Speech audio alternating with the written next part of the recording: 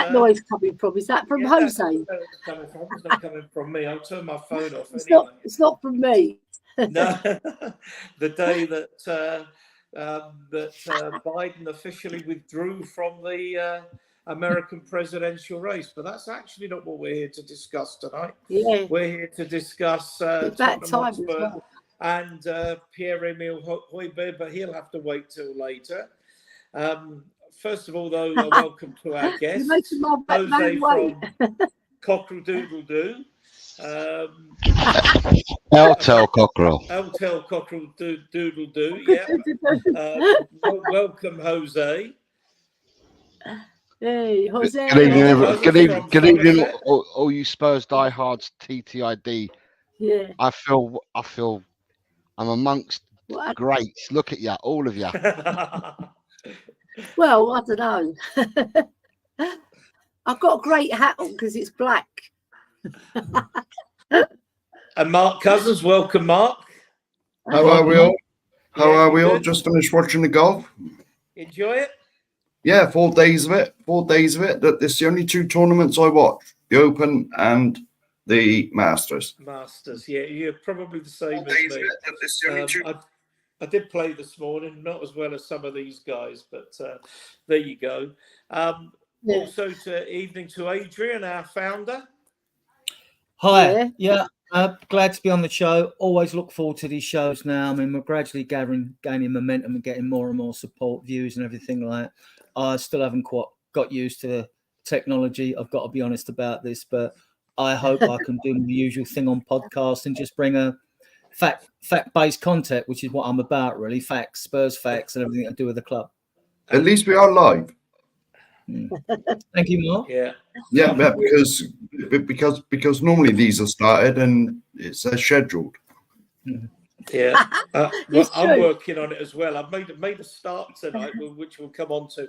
And Ellie, so glad you're with us tonight. Another one of our owners and founders, and in particular, it's a bittersweet night for you, I imagine, tonight. Yeah, because it's my husband's birthday tomorrow, right? And he was supposed to go to the QPR game, but he just couldn't manage it.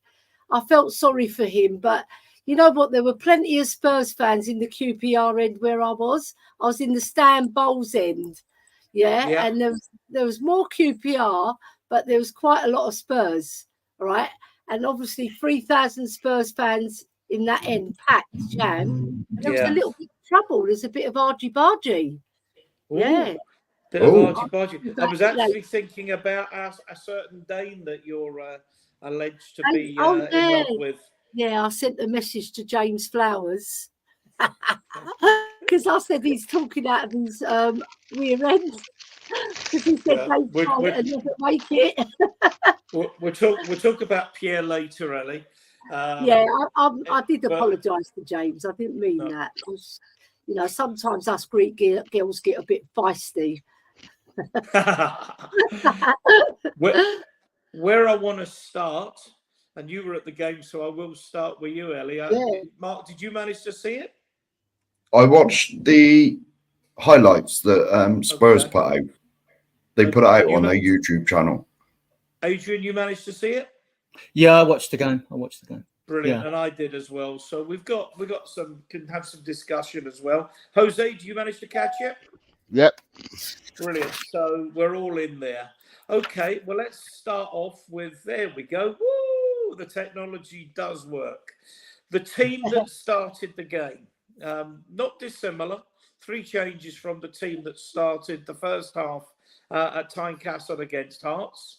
Austin, Porro, Gray, Skip, Donnelly, that was the same. Then we had Sarr coming in, Bissouma, Bergvall coming in, Johnson coming in. Johnson, Son and Werner coming in, and out from the starting 11 went Solomon Kulusevski, who of course would soon replace Bergvall, and Maddison was sitting out the first half. Ellie, thoughts on that first half team? Yeah, I missed 25 minutes of the first half because there was delays on the central line and I had to walk away. I didn't think it was such a walk, but it was miles. But when I got in, obviously they were well into the game, and it was like end to end. But I think we topped it. I think we just about edged it. What I saw, I don't know about the first 25 because they did score when I was outside the ground. They actually scored, yeah. But I think it was disallowed because when I got into the ground, it was still 0-0. So I think it was about 30 minutes into the game, actually, right? So anyway, I just thought we played all right because we were moving the ball quite quickly, which I like, and Postecoglou likes, and we were getting it forward at every opportunity. And I thought Kulusevski, no, he wasn't there in the. Yeah, he was there in the first half, I think.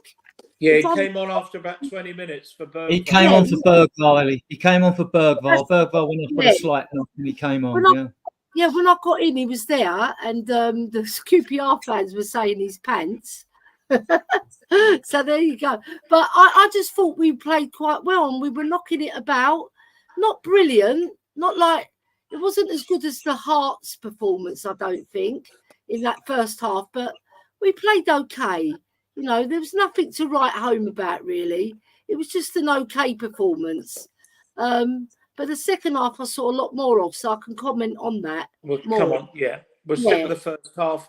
Jose, your thoughts on the first half? It was a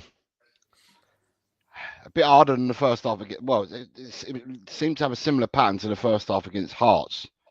Although I will say QPR seemed to be, and I find it was this weird, but QPR seemed to be stronger than Hearts. And I say this because Hearts finished third in the league last year.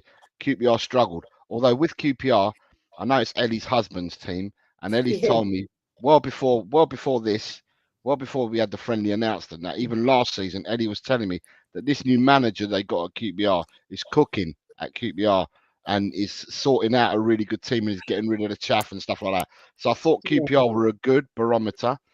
When we played Hearts, thinking about it yesterday, and I said this because I did a watch along, Hearts are 2 weeks away from playing Scottish Premiership football. QPR are 3 weeks away from starting in the Championship, and Tottenham are 4 weeks away from starting in the Premiership. So they're actually good tests to see where we are fitness-wise, because we're playing against teams that start their leagues before we do. I felt that there were some good moments. It's still a lot of players trying to get to know each other, and it's a lot of players that are playing out of position as well. And when I say that, I'm talking about 3 of the back 4 are playing out of position, if you like. It's not their normal positions. I will say that I think Donnelly, he's impressed me in 2 45-minute games that he played against Hearts and QPR, and he could be converted and end up saving us money, looking for another person to challenge a doggy for that spot. It could be that we save money there. I thought Gray again looked absolutely supreme. The way that he reads the game, he picks the ball, he turns on the half turn, he progresses the ball forward. I thought he looked impressive yesterday, and I thought Skip did okay. Skip did okay at the back. Yeah, definitely. He didn't do badly. He did okay. It was an absolute beauty of a goal from Bissouma. Excellent move for that goal. At the end of the day, if you were going to ask me, I would have said if it was a team effort, I would have given that probably 6 out of 10 yesterday for the first half. Okay. Mark, your thoughts? Well, I obviously only saw the highlights that Tottenham put out on their YouTube channel. It was nice to see Brennan take his man on and cross that ball for Sonny that the keeper made a good save from. You know, he very rarely did that. And the goal was sublime. You know, there's no other words for it. It was good football all around. And at the end, Bissouma with his quick feet knocked it in. I know. He rarely scores as well, doesn't he? Yeah. Well, no. Well, I know you're going to talk about the second half, but after the game, did Bissouma say something about scoring? And I said it was only a friendly, mate. Yeah, he did. Something like that. Well, I haven't seen that clip yet. I must look it up. I think you can only Basuma's being interviewed. do and score against what's in front of you. Sorry, I think Spurs play were interviewing Basuma after the game, and Postecoglou just happened to go past him because he was going to the fans to sign stuff, and as he's walked past him, he's turned around and said, "Don't worry, Biss, it was only friendly." Welcome, Colin. Welcome, Colin's in the building. He might have a little dig. He's having a little dig, isn't he? Yeah. Adrian, your thoughts? Yeah, the lineup, guys. I mean, I sort of would ask a question of you guys as well. What I find, always looking to read between the lines and find out, get some sort of insight into Ange's mind. And again, he started with Gray and Skip as centre backs. And again, he left Ashley Phillips on the bench, who's a natural centre back, but he did bring him on both games. I mean, this tells me that he definitely wants to keep Skip, right? Even if Skip wants to go to get more game time, it's what it tells me.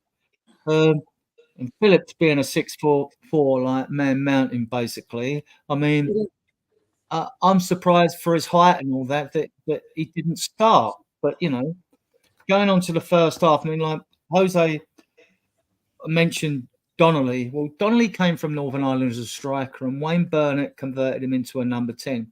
He has got a gorgeous forward defence splitting pass on him like a number 10 should have.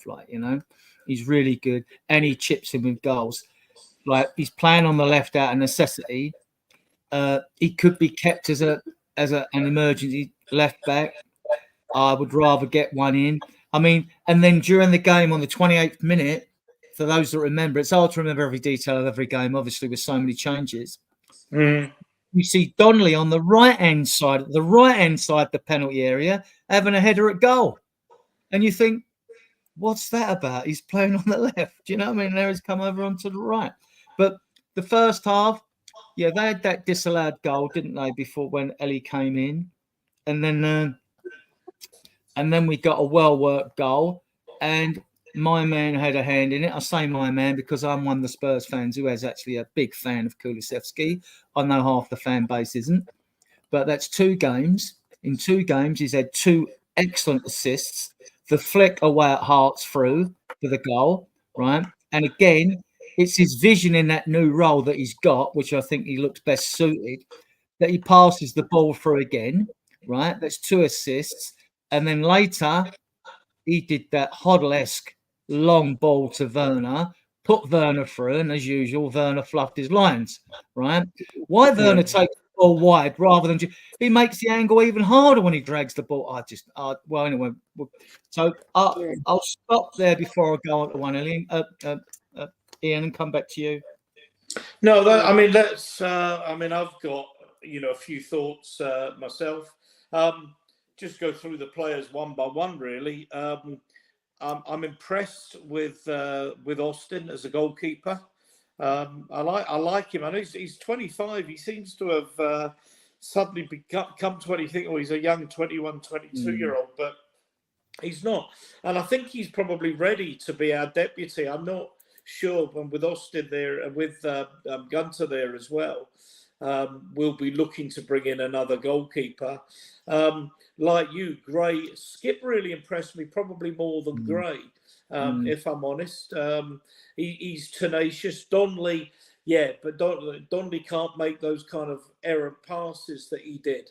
A better team than QPR will punish them at Premier League level. You just can't afford to do that.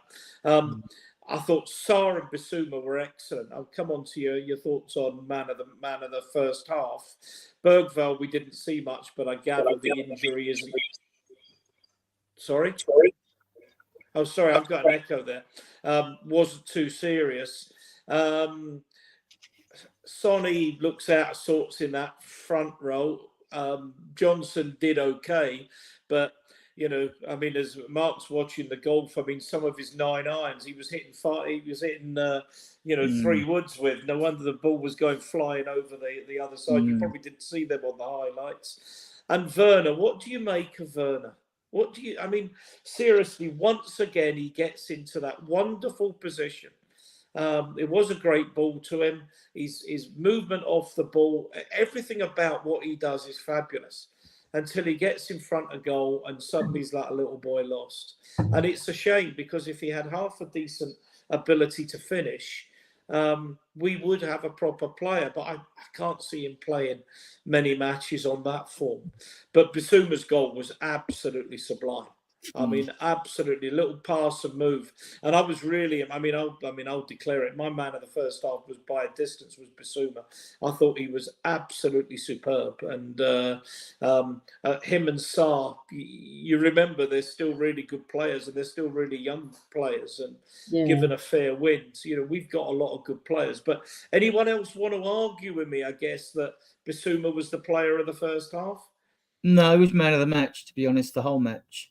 To be honest, I thought in the first half, I liked Skip, and before Bergvall went off, I liked him. I've been watching him mainly because I didn't have no qualms about Archie Gray settling into the side. He'll walk straight into the first team whenever he's picked. And these two players are not going to be waiting to be developed. They're going in, right? They're going straight in. Let's be clear about this. Bergvall against Hearts, I think he had 55 touches. He had more touches in the final third than the other player. He's got vision. He finds space. He's got a good pass on him. The only criticism I've got is like recovery tackles. His recoveries didn't look great when he's lost the ball to try and get back and all that. I'm not sure he's that great a long ball passer either, but you don't necessarily have to be that in midfield. But so like Bergvall, even before he went off, I was disappointed because I wanted to see more of him, and I'm sure that him and Gray are going to be stars without a shadow of doubt. Without a shadow. Yeah. Ellie, you want to come in on that? Because I thought Gray was okay. He done everything right in terms of progressing the ball and tackling. He's a tenacious, hard-working. You could tell he loves playing football. That's one thing I get from him. He enjoys his football, and it's nice and refreshing to see a young lad come in and really want to play for us. And I just hope it continues, because he's only 18 and he's got a lot to learn, but he's learned so much in such a short time in his 18 years of life. And he's got a fantastic family behind him as well, with a great football heritage. So he shouldn't go far off. They say the apple doesn't drop too far from the tree. It's true with him, because it's just he's a joy to watch, and he puts that shirt on and he plays with pride. And he's got little Ollie Skip next to him, who's like an unconventional defender, but he's worked his socks off, because he's Spurs through and through as well. That's one thing you get with Ollie Skip. He might not be the most technical player, but he'll work hard. The thing is he good enough to take us to the next level? I would say no. We'll keep him as a squad player, like we did with Davies. We're very loyal in that respect, but sometimes I feel we're a bit too loyal, But in Skip's case, we've got to keep him anyway. Like Adrian's said on many occasions, that he covers, the homegrown quota. So I just feel we probably lost it a little bit better than QPR. We moved the ball a bit quicker in the second half. We're talking about the second half now. Can we talk about it? Yeah, we may as well. Go on, Karen. I don't know. The second half, it was quite an exciting second half, because it was end to end, lots and lots of stray balls, lots of brilliant balls. I think Lancashire missed the sitter, didn't he, in front of goal? He really should have scored, and so should have Werner. But I thought Solomon was very industrious, right? He was trying his best, but you could see he's off the pace. You could see he's raw. He hasn't had much football under his belt, so we need to see him when he's at full pelt, because he's got the minerals to go past players. And he took one long ball, but what he did, I thought he was going to go for it, and he checked back, and I was so disappointed when he checked back, because I thought, go for it, Solomon, go for it, right? And then he didn't, so I was really disappointed about that. But in terms of the young boys, Santiago's busy. Tyrese Hall got taken off again, which I was very disappointed. I thought he had when he was on the ball. He's class. He's like so relaxed. You know, he doesn't panic. Right? I like him. And I think you meant Mikey Moore was busy, not Santiago. I'd like to see him So play. Santiago didn't play. I thought Santiago didn't play. No, it's Mikey Moore, I think you mean. Did Santiago play? Who's the foreign boy? No. I thought Are you too busy causing fights in the everybody was crowd? telling me that's Santiago. You know No. the darker looking boy. Who's he? The sort of mixed race sort of. He looked quite Tyrese dark. Hall. Tyrese He's not Hall. Tyrese Hall though. He's not Tyrese Hall. He looks Mediterranean or Asian even. You were too busy causing fights in the crowd, Ellie. Yes, you know what I mean. Right, but there was a dark. On the left, there was a player who was very busy. Are you talking about George Abbott? Is that him? I thought Solomon? everybody was telling me that was Santiago. That's why I No. believed them. No, Because I don't Santiago even didn't know play. what he- No, I know what he looks like because I didn't take my glasses with me, and I was back from the crowd. I couldn't make him out, but everybody was saying that's Santiago. All right, so George Abbott, he was very busy, but so was Mikey Moore, like you mentioned. I just thought it was QPR were a bit unlucky, actually, because they had a lot of chances. Yeah. I like George Abbott and Tyrese Hall, what I've seen of them, but neither of them impressed me when they came on the floor. I thought they were off it. And this is the difference with the youngsters where we shouldn't get too carried away at times. I mean, go on, Ian. Belief wasn't that good. I thought he was quite awful, actually. And Scarlett, he was very busy. He just come on, took his goal well. Didn't do anything much more than score, really. He didn't really do it much link-up play as such. But I just thought QPR deserved a draw in that instance. When we got the second goal, it just showed, right, that the young boys, they're probably better than the championship level in terms of what they can do and what they can offer. Whereas QPR played quite a lot of youngsters in the second half, but they were very good. They moved the ball very well. And they scored a few goals. They were not for bad defending. We've done a few bits of bad defending, but we did some really last-ditch tackles, and they were just going past the post all the time. So, yeah, I think it would have been a fairer score on that second half performance if it had been a draw. What do you guys think? Yeah, thanks. Sorry, someone telephoned me, and my sound and everything had dropped out, so I had to go back in. You've obviously started with the second half without me, which is good. Yeah, we just start with Ellie. So the chat in a minute. George Abbott is the darker player. Well, let me. Yeah, that was the second half team. Someone keeps checking. There's two boys in front of me were saying come on to the chat. Why does someone keep changing the chat? Can we stick on this? I'll go back to the chat in a minute. Just wanted to go back to the second half. I'm not changing it. That's one thing. So yeah, well, something's happening with it. So, again? I've missed some of it, but what? Spence again impressed me. Oh yeah. Yeah, we've not discussed it much at all about the half. No, we haven't.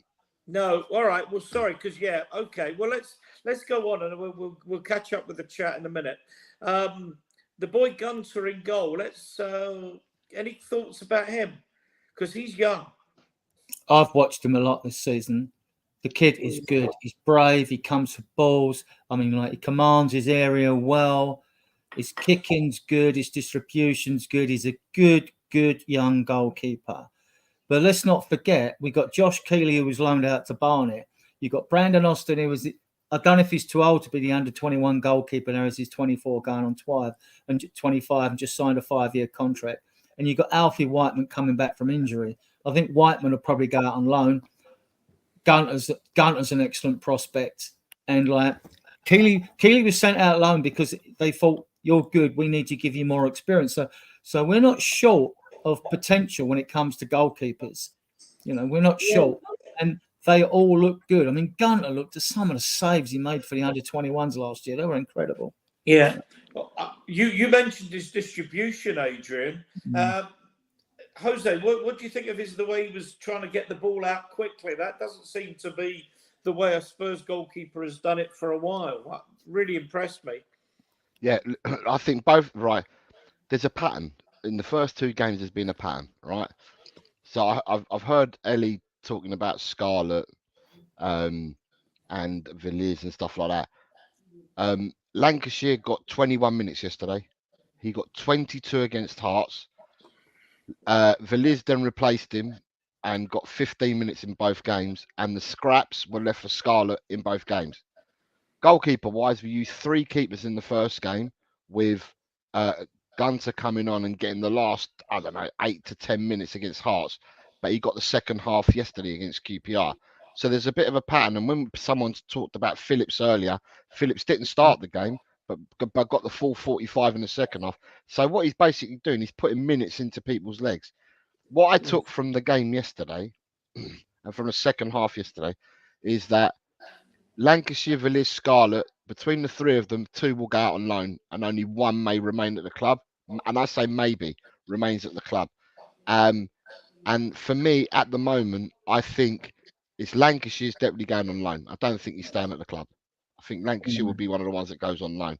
And then it's a toss-up between either Villiers or Scarlett, who stays, and the other one will probably go out on loan. I thought Divine had played well yesterday. I thought he came on. I thought he was neat and tidy. I thought it's like a sewing machine. He was stitching everything together, wasn't he?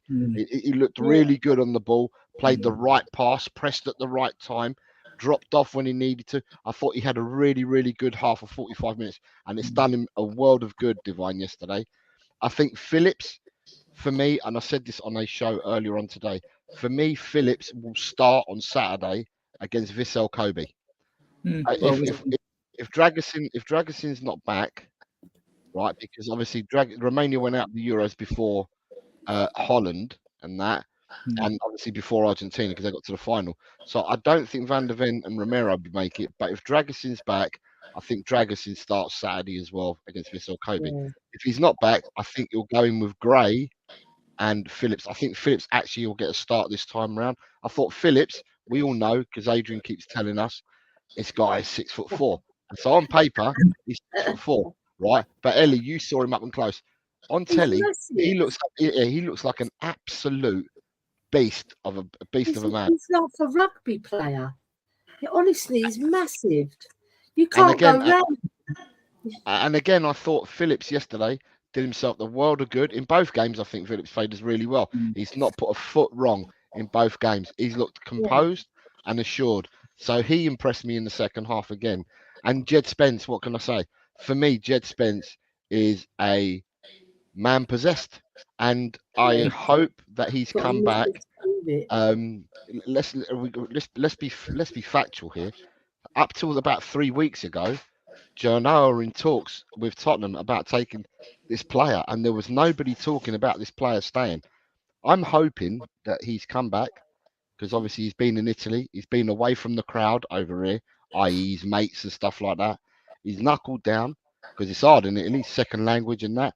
He's had to learn a new language. I hope he's knuckled down there.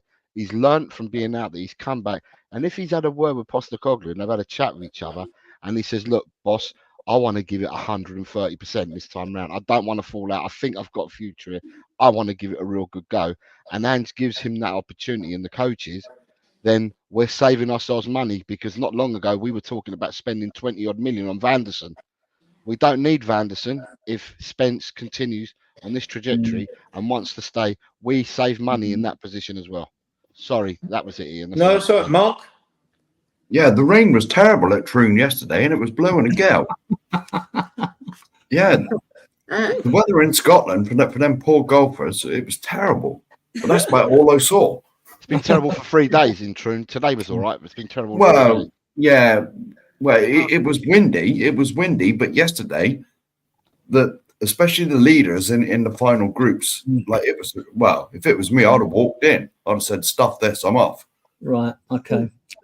Yeah. A bit of a shout out to both goalkeepers. Actually, who've shared the duties because they've both pulled off excellent saves. The first one onto the bar, right when Austin made that good save onto the crossbar, didn't he? You know when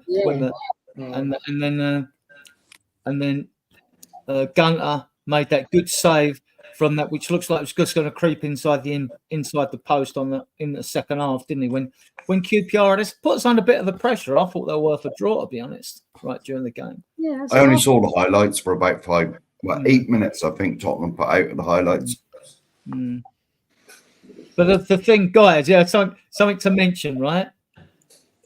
The referee. I mean, honestly, that push on Emerson Royal, and then he done him with his studs on his knee, and the referee didn't even give a free kick. Did you see that? Did you see that? I was watching on QPR TV. It was the stream I managed to get, and they did say, "I wonder what VAR would make of that." Obviously, Queen's Park Rangers don't have to worry about VAR, but Tottenham do, and I think that's one where the review might have come in. Yeah, I think if you're still talking about the goalkeepers, Adrian, for me, what I will say to finish off on the goalkeepers, I think we've seen enough already ourselves. If I was in the position, and I don't know the players well, but if I was in the position from what I can see from the outside in, I'm letting go of Forster now and Whiteman now. Let them both go, and then keep Gunter around. And obviously with Keeley, you have to make a decision. But Keeley and Gunter offer you more going forwards in the future than what Forster and Whiteman do. Yeah, I'm sorry. Is Foster still here? Yes, he's just injured. It's 20 years contract. Yeah. So why has he not started any of the pre-season games? He's injured, mate. Oh, he's injured. Yeah. Okay. Which has been a good thing, isn't it? It's been good. Yeah, you see him in the penalty shootout against Fulham, you know what I mean? I mean, like, he just fell on the floor, didn't he? Like a lummox. About 15 minutes after the ball had gone into the net. Foster, if you're watching, I've got all the words for all the men today. Do you know what? He's not the best goalkeeper, and I don't think we should hold on to him because he's old as well. He's like 37, 38 years old. Well, he's not going anywhere this season, is he? He'll be gone. He'll be gone at the end of the season, and it doesn't mean to say he's going to get game time anyway, does it? We currently have 27 players in our squad still at the club at the moment, first team players. I know. And that includes Whiteman and Foster, or Forster, whatever you want to call him. Take them two out, you're down to 25. Now, I know we've got to have a squad of 25, but then there's some players that we're still going to move on and sell before we bring some players in. Guys, don't forget Forster counts as one of the 8 homegrown. Yeah, but you know what I said? I don't want to go into a different conversation here, but I've got a question for you guys. Is it just Tottenham? Right, and I asked this question earlier. Is it just Tottenham, or is every club talk about homegrown and academy trained? Because I don't hear other clubs saying, "Oh my God, we haven't got enough homegrown. Oh my God, we haven't got enough academy trained." No, but they don't have to, Jose, if they're not in Europe. Okay, if they're not in Europe, you can have 8 ordinary home. You can buy 8 homegrown in. Yeah, but in Europe, you have to have them 4 academy trained. We've got 5. I don't hear Man City, Man United, Liverpool, Arsenal, Newcastle, Aston Villa now that they're in it. I don't hear all these teams in the past 5 to 8 years talk about homegrown and academy trained.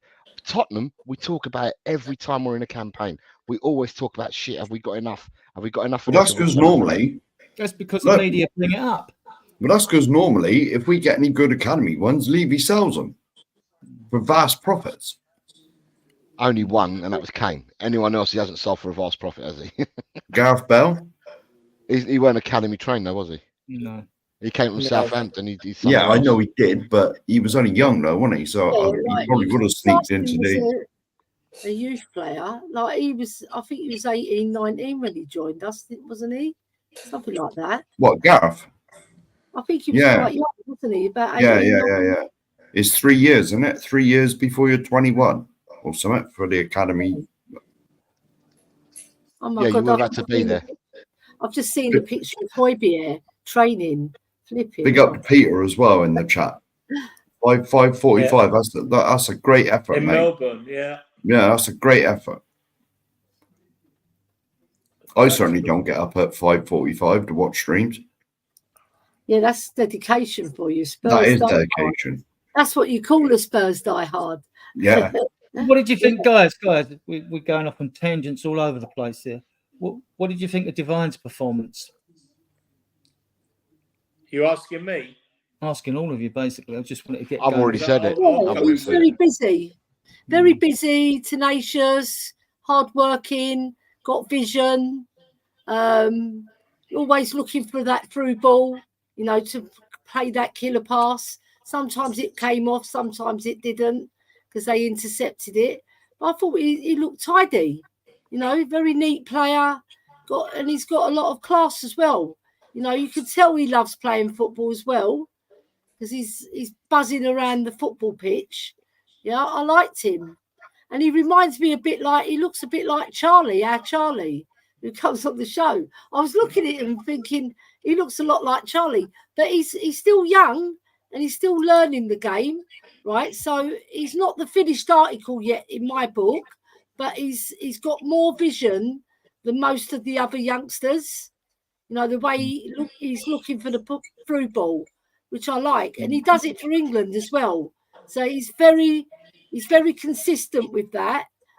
His loan spells were okay when he was on loan, but I just feel that he needs more game time, because that's how you develop, getting more game time under your belt. So let's see. Yeah. The only issue with at Plymouth when Phillips did better was because when he went to Plymouth with Phillips, they went there mainly because when they were in the young England side, they were the same coaches that had moved on to Plymouth, so they knew them, so they went there. But then since they went there, the coach or manager, what I call him, has left, and he's favoured Phillips.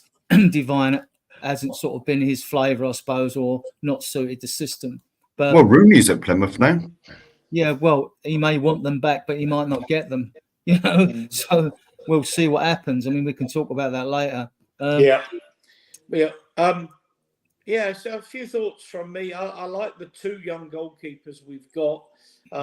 I didn't realise Forster was at the club for another year. I think he's. I could see any of Whiteman, Gunter, Austin. What's the other lad's name? Keeley. Keeley. Being on the bench. I mean, I genuinely think we need someone to give Vicario some serious competition as well.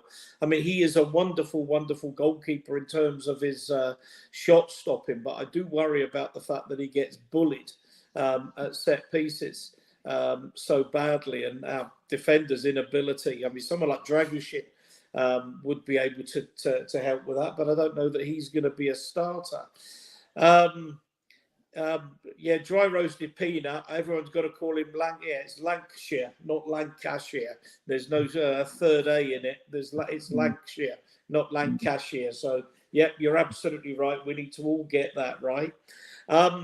Spence impressed me again, and as someone has said, if his attitude is right, and there was a lot of talk that we were looking for a cover for Porro, then job done, and he's as good as anybody. In fact, I said on the show last week, I think if he can play like that, I could see Porro playing further forward and giving Johnson a run for his money, because I think Porro will offer at least as much in that final third, and does. I mean, what else? I must say, I really liked Divine. And someone's brought up our lovely lad Moore, and again, I mean, it probably wasn't his best performance. What's interesting, I thought, Adrian, is he was absolutely gobsmacked when he didn't score with that chance.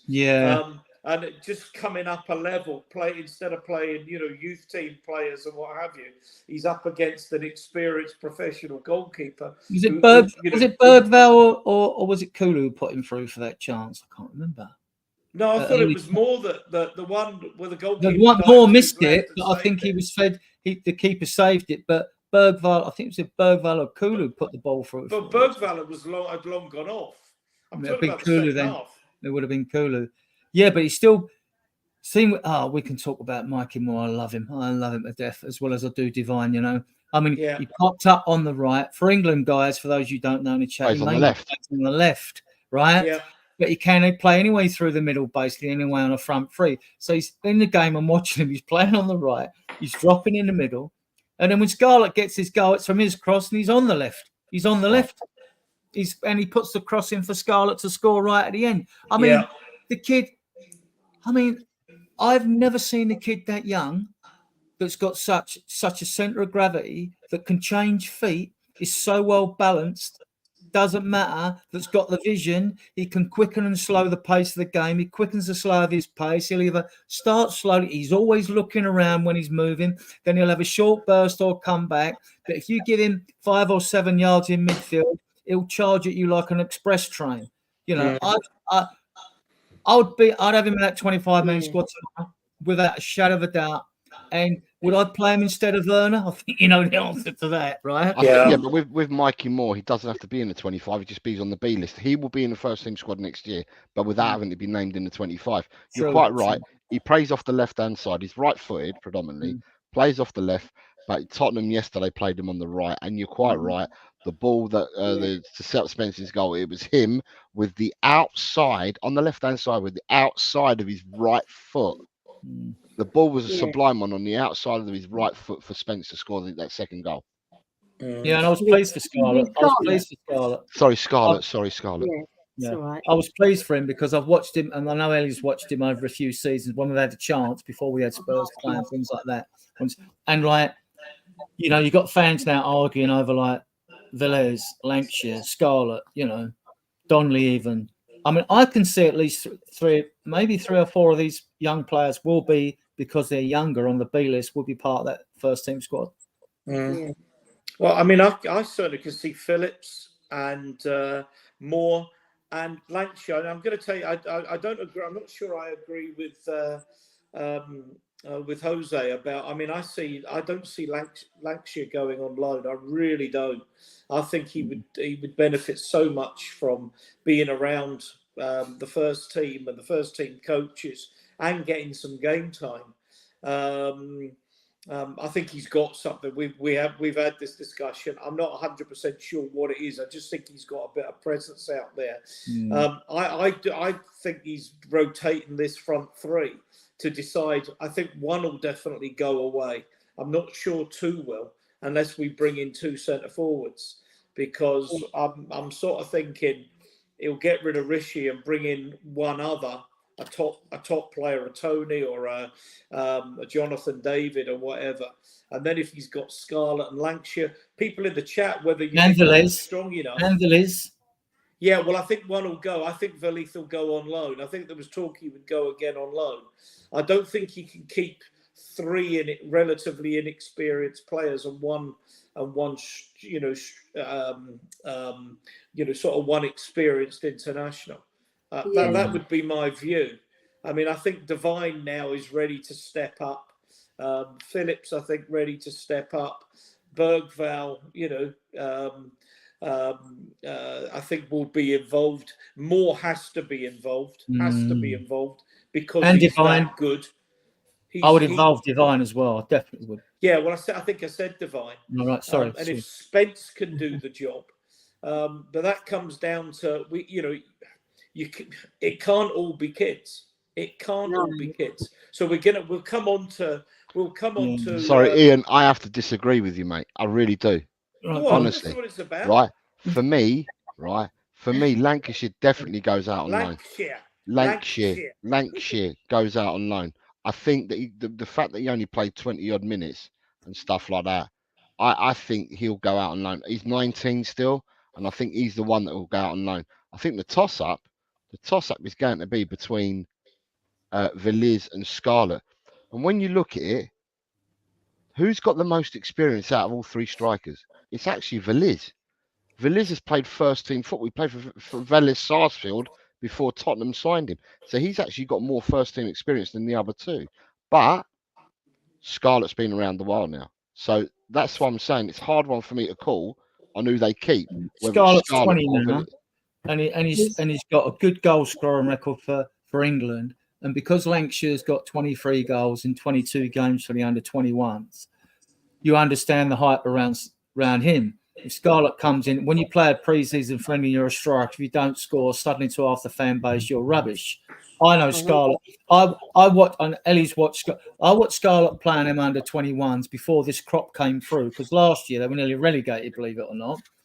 And when you get a player out of 22 players on a field stands out, Scarlett used to stand out head and shoulders above others. You know, you've had others that done it in the past when they were in the under 21s, like Skip did, Harvey White did, you know, Marcus Edwards did, things like that.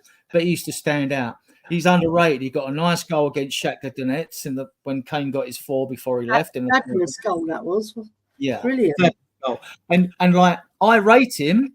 I don't know if he'll have a successful career at Spurs, but I rate Scarlett a lot more, probably because I've seen him, right, more than other fans do. But I don't think other fans are seeing him and they're just going on like what they've looked at recently. That's why I get the hype around Lancashire.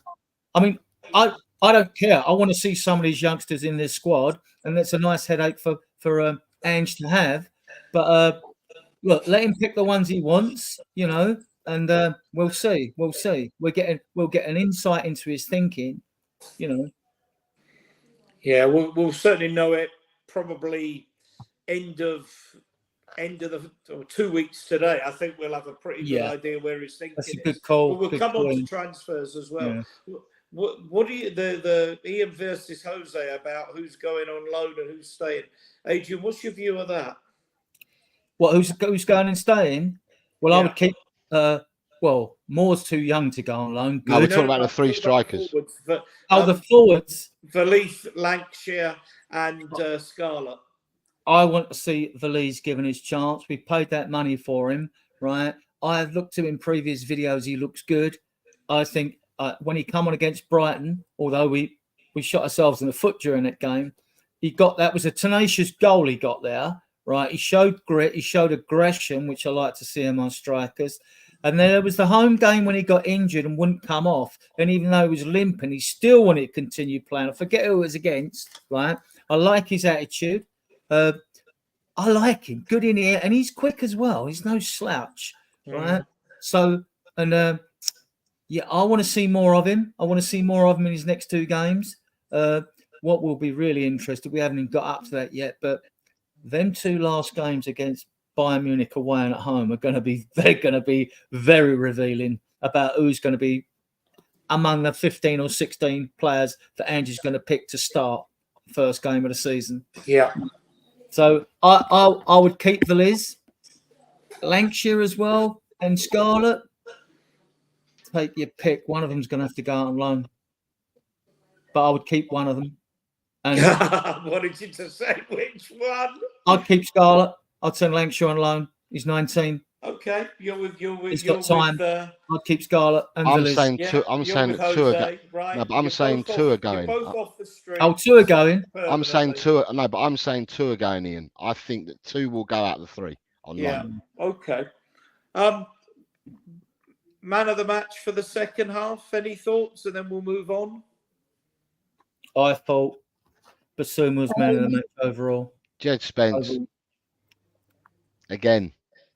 Basuma scores the goal. Good first half. No, but he said man of the match second half. Second half. Second half.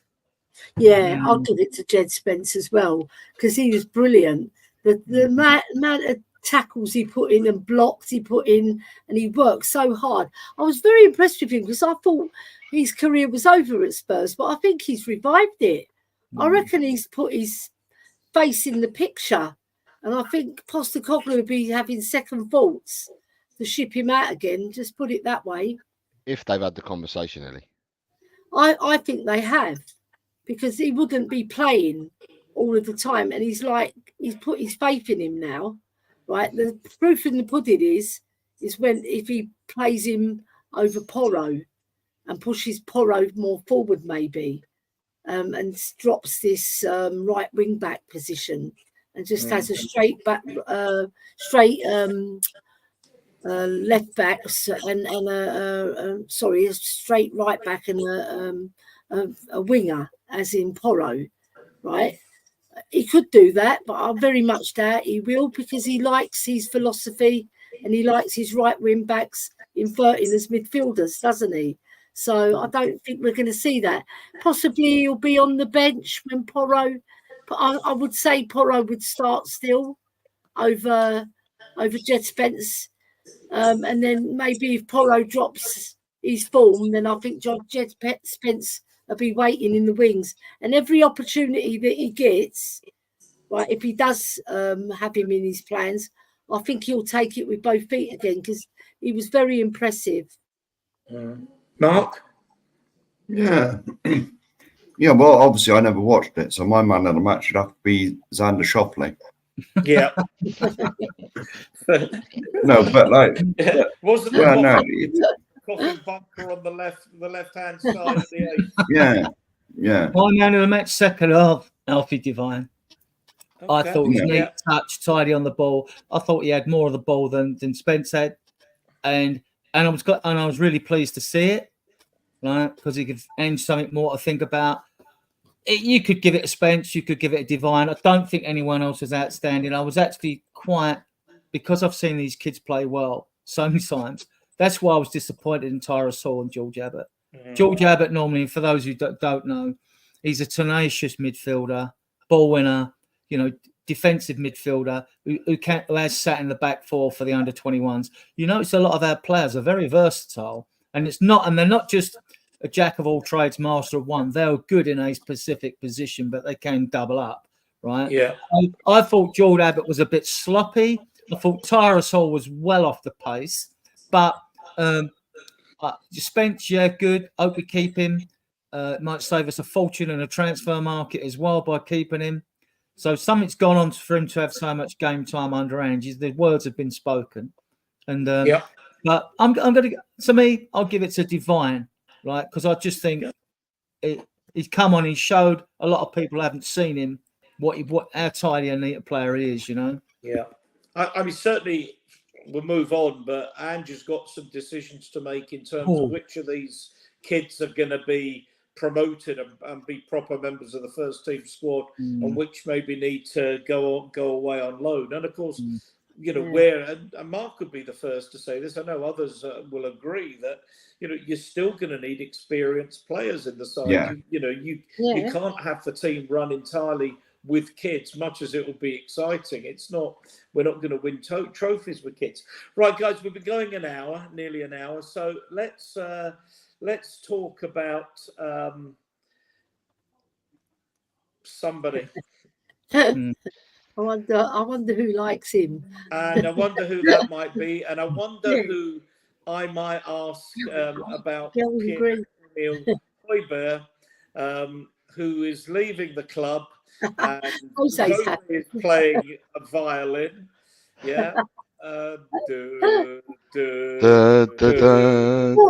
saw a lovely picture of him training. So I know.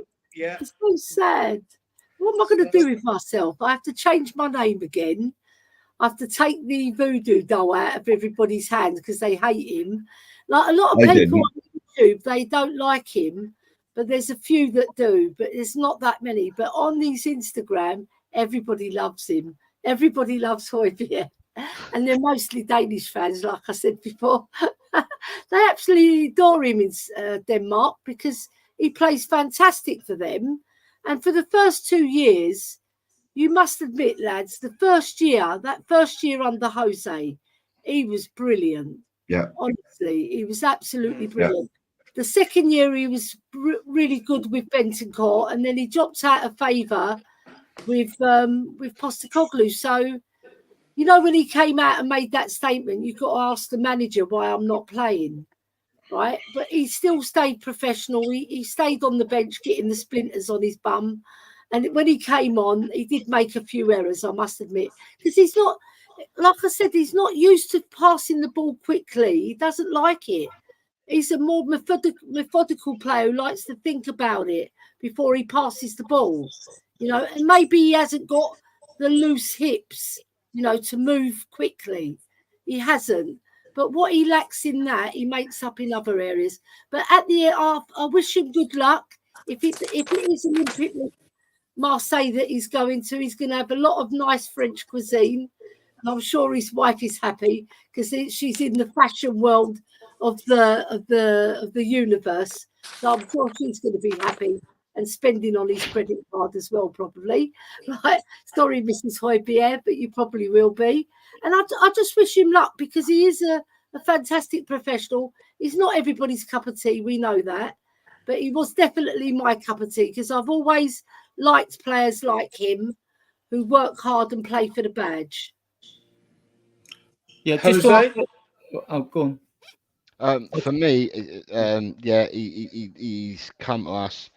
We got him for 15 million from Southampton, 3 million if you include KWP.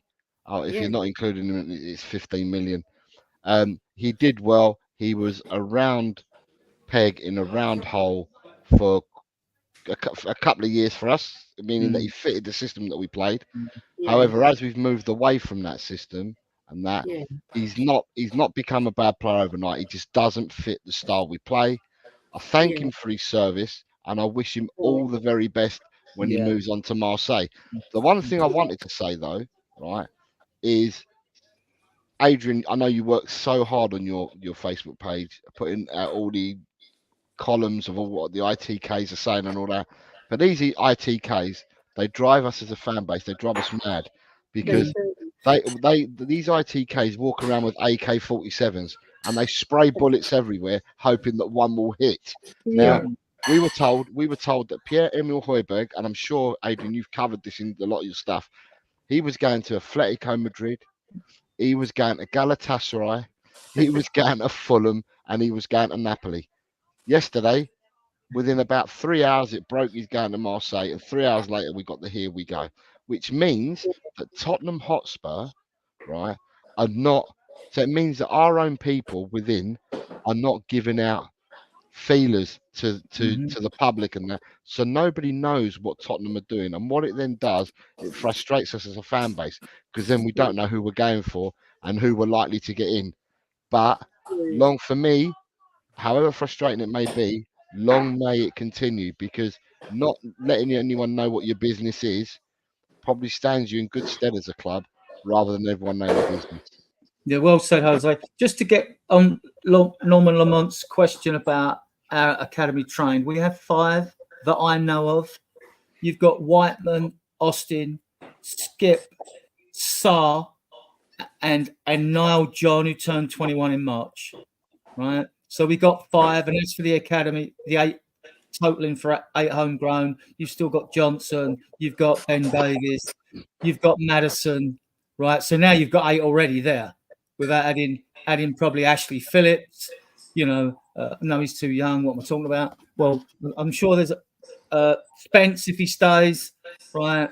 You know, so we haven't got no homegrown problems. We could even sell Skip, and we still got 4 academy trained if it happened. So that could still happen because you got Niall John as well as Pepsar, who've done 3 years. You could sell Niall John and Alfie Whiteman because they're not needed, and you could just promote 2 players from your B list. You could to your A list. The interesting thing with the academy trained, and an academy trained, as you know, or just to inform the chat, has to be a player who's been 3 years with your academy before his 21st birthday. It's not just a question of having 4.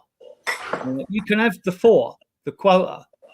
It's whether Ange wants those 4, because it wouldn't be any good having 4 useless players to take up academy trained places if Ange didn't want them in the squad, didn't want them as part of his squad. He's got to want them, isn't he? Otherwise, like you said, Jose, you're better off promoting B-list players then. But then you can't. In my understanding, you can't then send them back once they've been. Once they come off the list, they're on your A list for good. Can I just say, Ronnie's just asked a question in here. Ronnie, he's been sold for £17 million, but that is a loan with an obligation to buy next season, which means that overall the deal, Tottenham have made £2 million on a player that's actually played for us. We bought and has played for us for 4 years, 5 years. Do you know what? It's interesting that it's a loan, right? Because I'm thinking, right, if Spurs don't have a good start and, you know, we fluff our lines and we don't really perform, I think Pierre-Emile Højbjerg be coming back with Pochettino because he No. likes No, Ellie. What it is that No. De Zerbi's gone there. Marseille have bought other players, Yeah. and they haven't Yeah. got the money money. to go That's what it out and is. buy outright Yeah, again. So that's why it's a and loan. they've loaned him, haven't they? Yeah, it's a loan, but they'll buy him next season because they But can't. That's afford to just buy him because they outright stay now. within the new squad cost Well, ratio listen, FFP, it's a right? loan. It's not a permanent move. It's a loan, isn't it? It's a Yeah, but it's loan with an legally obligation. binding, Ellie, With an isn't it? obligation to buy. Ellie, They've got We've to had buy him. players- So So Ian they would have know to this. buy him. Yes. We've had players out on Okay, loan then. before, and we've Okay, signed them then for a loan. I'll be And when taking we some trips to Marseille then. when we wanted to bring players back in January, we couldn't because we've signed the agreement they're loaned for a year. That's a shame. He's getting on a bit though, Pierre. He's 29. He's coming to the end of his career. They've been showing his goal against Marseille all afternoon. Ellie, he's 29, coming towards the end of his career. Players Yeah. nowadays, bare minimum, can play to their 35 comfortably. I don't He's know. not coming because towards the end of his he's career. He's playing still in got. that really hard role. That's really grueling. That's Ellie, it. Ellie, you've got to France, snip the it won't be. apron strings. You've got to snip the apron strings and let him go. Most players. Let him most leave the players- nest. You've got to let him No, leave I'm the going to nest. leave it. I'm gonna Ellie, let Ellie, him leave my dungeon. Just put it that way. Ellie, look at Daniel's comment. It's an obligation to buy. It's a There's no contract. record. Okay, listen, I didn't understand because I just saw it flash up that it was a loan. I didn't know all the ins and outs. Now you fellas have just told me even more rotten news. Can you not become Queen by more? Yeah. Yeah. Listen, I'm going to be buying the Marseille shirt with his name on anyway. Just put I it that thought way. you'd changed to Queen Ellie Bentoncourt. Well, I did until I boxed him. He started playing pants. So everybody told me to go back to Højbjerg. Well, yeah, and plus Bentoncourt throws things in the crowd. Yeah, he does. Yeah, He's there's a no naughty point. boy. There's no point going for that. Ellie, as long as Postecoglou is the manager at Tottenham Hotspur, So he did like him. He did I like don't him because see- he brought him on quite often. yeah. He didn't dislike him. He just thought he wasn't that type of player to start a game. He didn't fit. He didn't fit the bill. Postecoglou's, come on, you're a coach. Postecoglou's system requires that number 6, a player, to be really versatile, mobile, to be able to really drive forward with the football. And I don't think that player is. That's the type of player he likes. He likes a box-to-box number 6 rather than a holding one, doesn't he? And I think, it that's doesn't fit exactly the bill. right. He's moved on. Good luck to him, and all I can say is that I like the player, but I can move on. We've lost much better players than Højbjerg. Just put it that way. And we've cried a lot of tears when those players have left. So I won't be shedding a tear. I'll just wish him good luck. That's all. I hope he has a good career. Adrian, you know they said that we were linked with El Nesri. Yeah. Oh. Fabrizio Romano's broken 2 hours ago.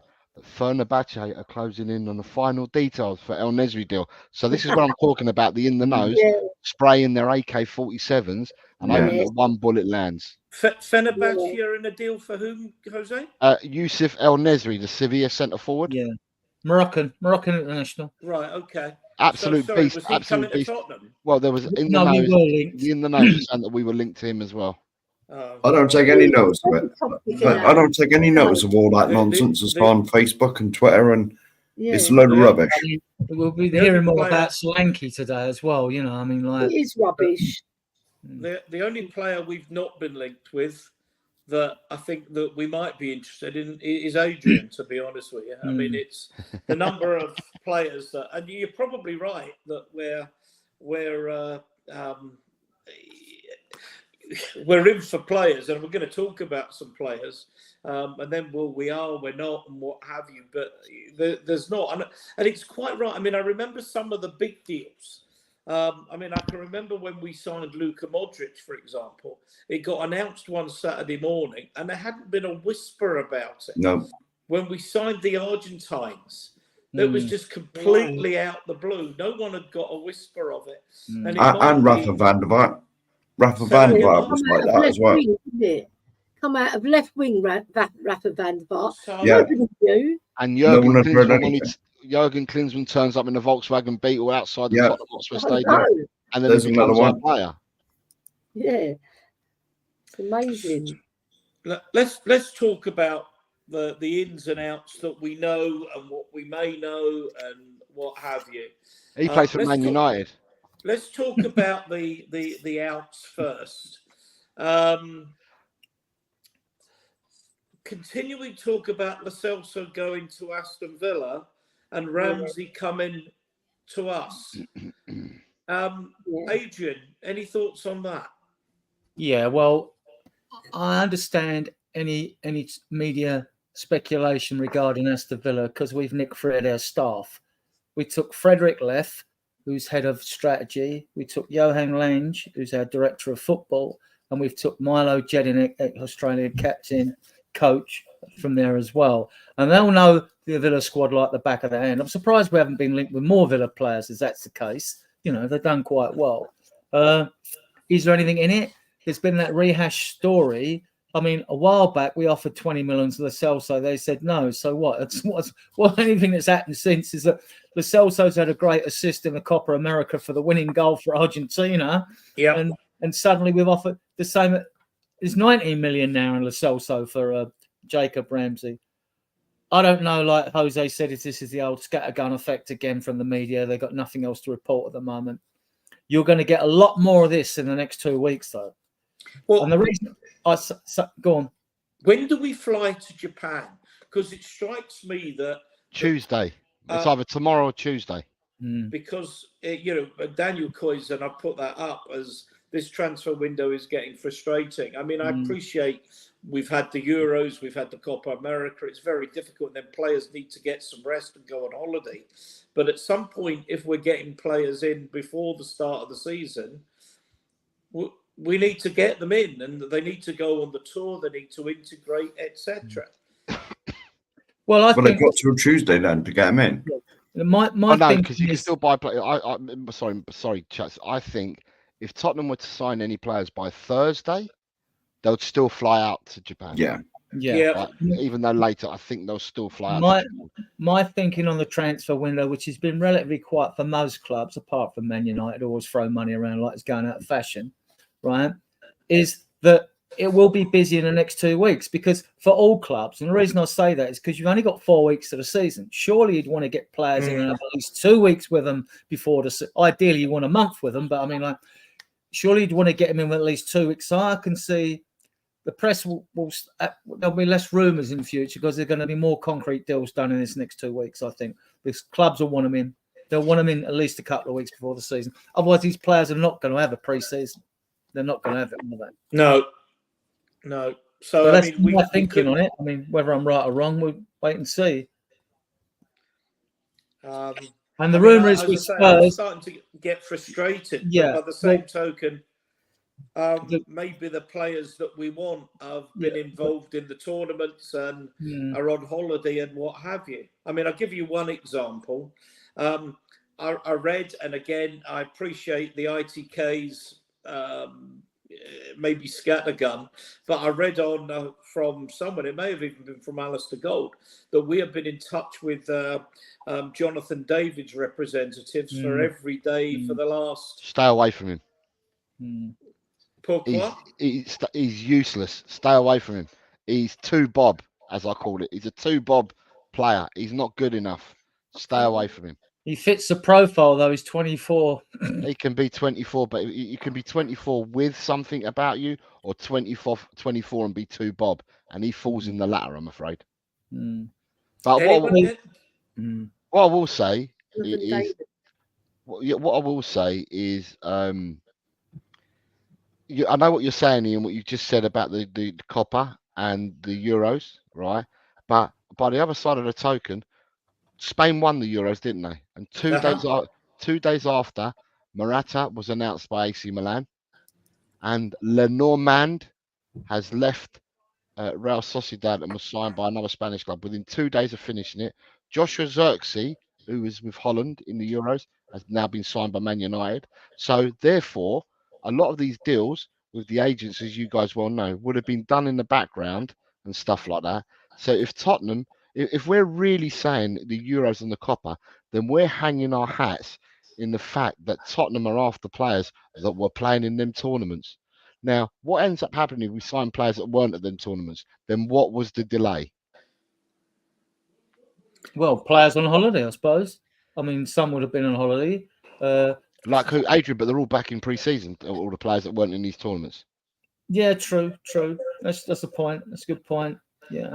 I mean, well, and the other thing is maybe our priorities were the ones that were away. Like as I hope and pray, right? Maybe they were players that were away and they're waiting for them to come back before making a final decision. If we've got 3 or 4 players in each position, the rumours.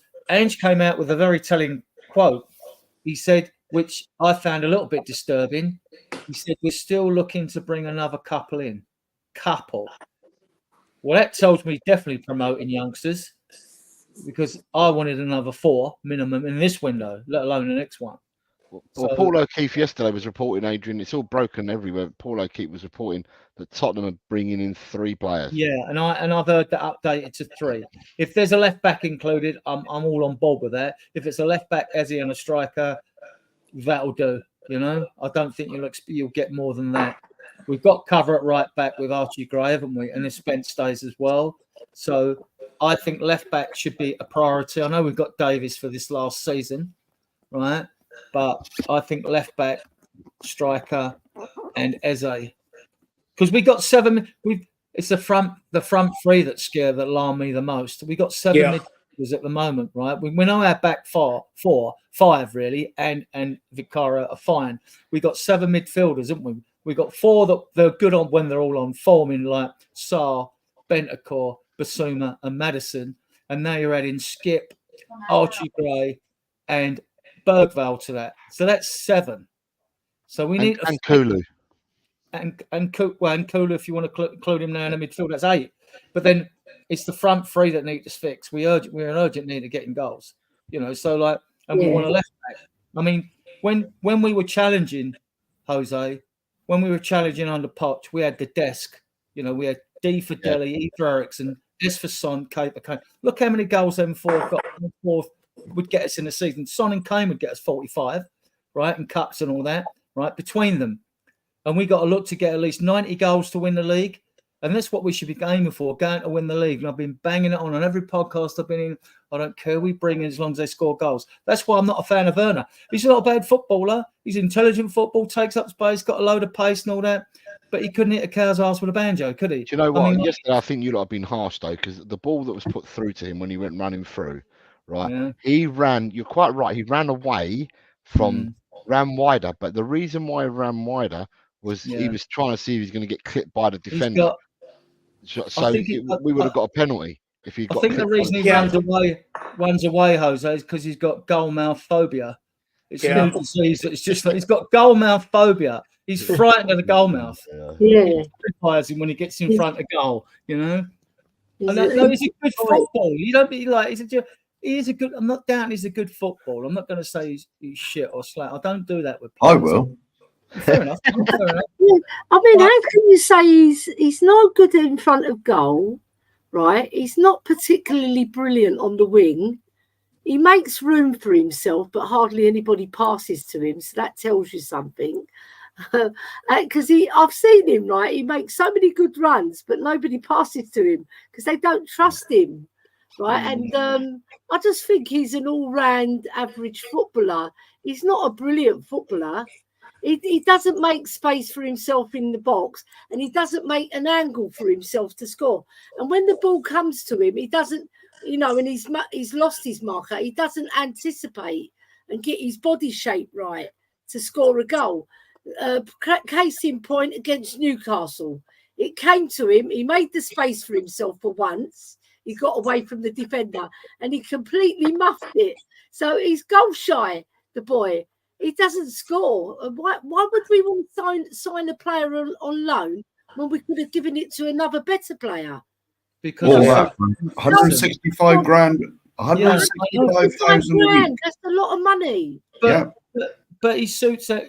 Look, when you go back to I don't January, think he suits our system. He's rubbish. Just get rid of him. Yeah. Right. What I'm Just send saying him is, back where we got him. why, I'm trying to explain why Ange brought them in, whether you like him or not. Why Ange brought him in?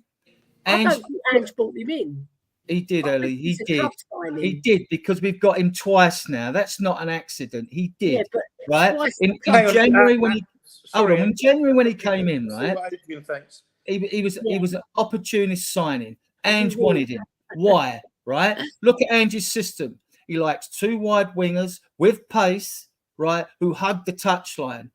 Johnson, who I didn't want, and Werner, who I didn't want, right, fit the system. What happens now, beginning of the season? He gets brought in again. That is not a fluke. If Ange didn't want him, we wouldn't have took him again and on loan. Ange wanted him. So this is Ange's responsibility. And I'll hold him to it. And I like Ange, don't get me wrong. But I don't actually think Ange has been given a lot to think about already in his preseason without a couple more signings. I agree. I don't know if Mark said it earlier or whatever, that like don't think he's going to get much game time this season. He might. I bloody hope not. Yeah. I hope he becomes the car park attendant. Yeah. Mark, Yeah. Mark, what do you think? Well, we should never have signed him in the first place. He's obviously not good enough. Why? We got youngsters better than that. Yeah. Yeah. You know? And he's taken up a large chunk of the wages. Was it 165,000 a week? Allegedly. Yeah. Allegedly. All the way to That's the bank. ridiculous. That's ridiculous. You know, for that. You know, it's all I expect from Tottenham these days. I don't expect anything, to be honest. I mean, what worries me a minute? I agree. I think we're pretty well. Yes, okay. If Spence stays, great. We've got Dragusin and potentially Phillips as backup central defenders. Yeah, we've got Davis, but yes, I think we need another left back. I think I mean, someone asked in the chat a long while ago who replaces PEH, and I think, to be honest with you, you've got Bissouma, particularly on yesterday's form. I think you've got Bentancur can play there. I think Sarr can play there. The player I think who will make that spot his own is Archie Gray. I think he's tailor-made to play that number 6 role. If you've got Maddison as one of your inside forwards, if I can call it that, if any of you are old enough to remember what an inside forward is, we'll maybe come on to Etsy, but you know, you've got Devine as backup as well. Bentancur, because I think there's some interchangeability there. So there's plenty of players, and Bergvall I think will play some part. You've got plenty of players there, but it's that front 6 that's really worrying me. I mean, let me say about the left-hand side, and this is what really bothers me. You've got Son, who I just haven't seen it for the last year and a half, and I'm still bothered that he's gone, basically. He's got past that 31-year-old, and he's not. I hope he proves me wrong, but he's not the player he was. You've got Mana Solomon, decent, but not a top 4 player. You've got Werner, and I'm with you tactically. I know exactly why he's there, because he makes the runs, he creates the space, he does everything that Ange wants of a player in one of his advanced wide players, but he doesn't score. So to me, you've got a problem there unless you're going to start relying on a 16-year-old week in, week out, and that's not going to happen. So you've got 4 players there, and I worry if any of them are any good. Then your centre forward, you've got Richarlison, and who else? Because then that's one of the reasons why I was asking about the kids, about the Scarlet, the Lancashires, and the Velithis. I think I personally think we need at least 2 there, and to let Richarlison go, if we can get a market for him. Then you've got the right-hand side. You've got Kulusevski, who I don't fancy. I'm not a fan in the system. You've got Johnson. Yeah, breakout season for Johnson. But does he score enough goals? No. So I think we got real problems. And Adrian, you're the one that's pointed out the number of goals that we score, as opposed to the number of goals that, say, City and Arsenal scored, and where we need to find another 30 goals or something from. Let me be honest with you now, right? Now, if this was any other Premiership team, right, Sonny would have been sold. Because he's not, because, all right, that comment there about he's our best player, but I don't agree with that, but anyway. Well, no, but he's not as good as he was. No. You know, if this was Man United back in the day with Sir Alex, he'd have sold him. The issue I have with that, when people start getting on Son's case, I'm not on Son's case. I'm just saying he's lost it a little bit. Well, he scored 16 goals last season, one less than when he shared the golden boot with Salah. He hasn't lost his goal scoring instinct. He's the only striker we got that can score with both feet. He can score from outside the box and from inside the box. He can still beat a man. He might have the afterburners to blast from the halfway line, or like the goal he scored against Burnley from out box down the other end. He might have lost that bit of pace. He's not slow though. Sprinters now. You know, you look at Usain Bolt and players. I mean, they're running as fast as ever at 36 years of age. He isn't. I think it's a myth. People saying like Sonny's slow and all this. He isn't. He hasn't slowed down. People ought to go and get the stats. He hasn't slowed down. And in comparison, if you're asking me, would I keep Son over Johnson and Werner and Richarlison every day of the week? Because until you can replace him with something equally as good or better, you stick with him. I get his age and people think we'll sell him. I get that angle, right?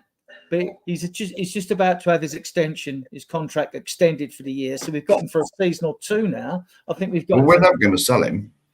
No, we're never going to sell him because of the money he brings in. Exactly as well. That's the only reason he's there. It's just like fans need to put a bit more thought into it, especially when we're talking about our front three, which Ian rightly said, it's pants, right? And our midfield was pants towards last season as well. They've got to step up. I'm confident we've virtually got lots of permutations where we can try and fix the midfield. That's not an issue for me now. I like what I'm seeing even from the youngsters. But up front, that's my biggest concern. Goals is my biggest concern. At the moment, we've got one striker, and that is Sonny. And the other, even Kulu got 8 goals.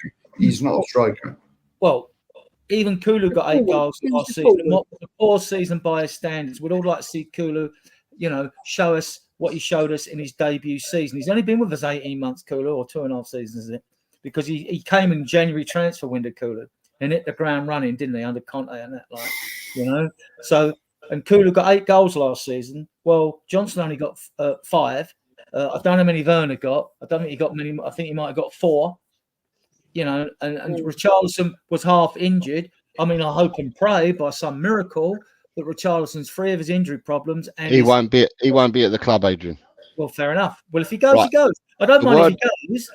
The word that's coming out, Adrian, right? I've heard Saudi again. Yeah, no. The word that's coming out, whether it's true or not, is that Tottenham are really disappointed in Richarlison.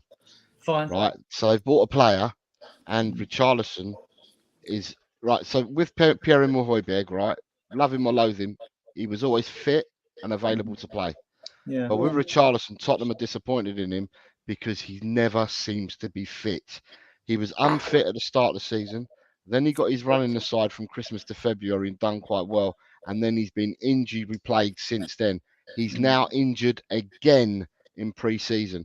And Tottenham are disappointed in him, saying that he's not fit to play and they can't rely on him. And that's why now Tottenham... What do you mean he's injured again? What do you mean he's injured again? Richarlison's injured. Half injury.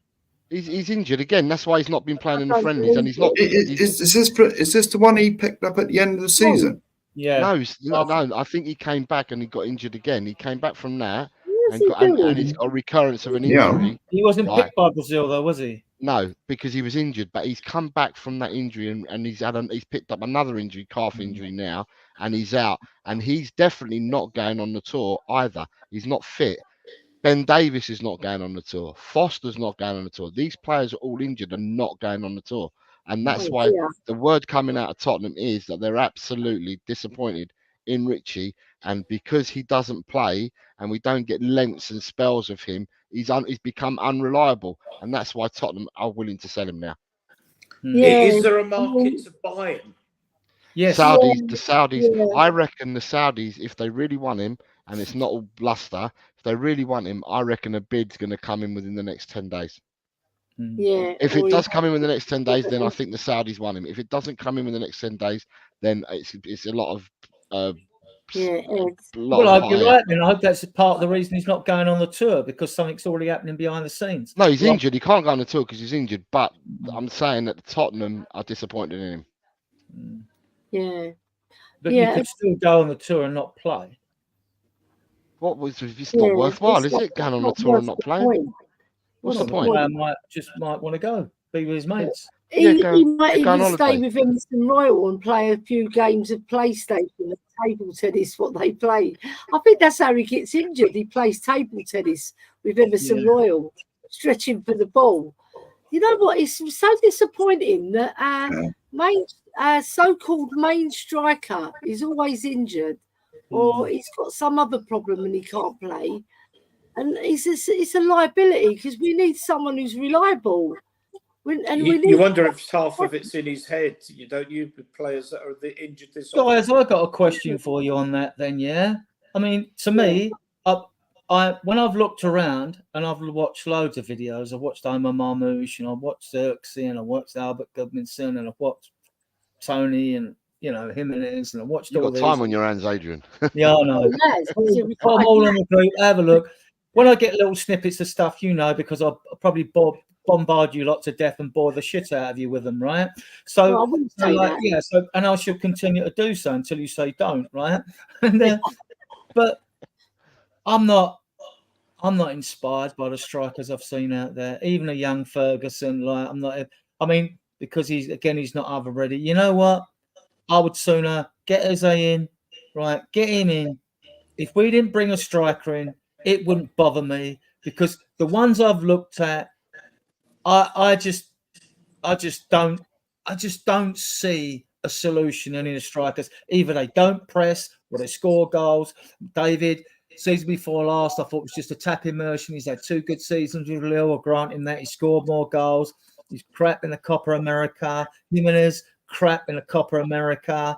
Right, Tony can score goals. He's got clouds of doubt surrounding his background as well, And then you're looking to bring another foreign in. You know what? I'm at the stage now. F the striker solution. I want Eze, right, and I'd rather go for Eze, right, and use the ones we've got. If it meant we'd have to get a striker for Charleston Went, but other than that, I'd give Villas, Lancashire, I'd give any of them a chance, because I think under handball, if you're in a centre, the amount of chances we create, because the amount of chances we missed more big chances last year. We'd have finished third.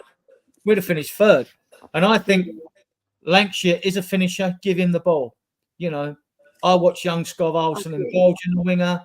The guy knows how to find the net. When I was talking to Ash about him, Ashmatic, he's brilliant on stats.